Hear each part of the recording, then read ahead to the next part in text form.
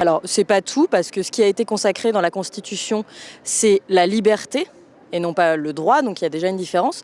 Il y a l'accès à l'IVG n'est pas simplifié, il n'y a pas eu de moyens pour que l'IVG soit facilement accessible pour toutes. Il y a beaucoup de plannings familiaux qui ferment, qui n'ont pas assez de ressources. Parfois, il faut faire beaucoup de kilomètres pour réussir à en atteindre un.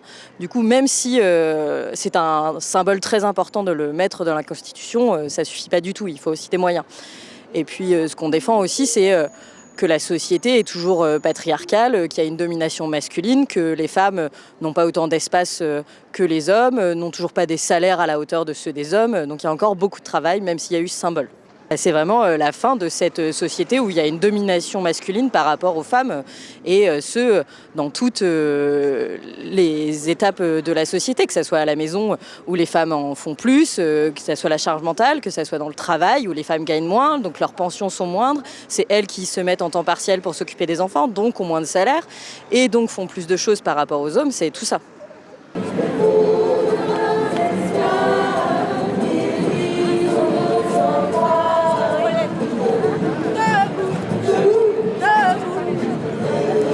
Je représente tous les salariés de Elior, les grévistes. Je représente tous les grévistes qui refusent les mutations. On refuse les mutations. On veut rester dans nos postes. On veut qu'ils nous respectent. On veut qu'ils nous payent nos jours de grève. On veut que notre voix, elle arrive et elle leur dit non. On ne veut pas être muté. On n'a rien demandé. Non aux mutations. Il est ressorti que le traitement qui leur est réservé est tout à fait inacceptable.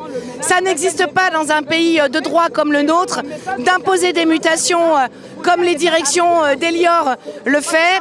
Ça n'existe pas d'imposer du travail coupé comme ils le font. Ça n'existe pas que d'imposer à des personnes sans aucune formation d'aller à l'hôpital. Tout ça n'existe pas. Ça n'existe pas de sous-payer un certain nombre de métiers qui sont des métiers essentiels.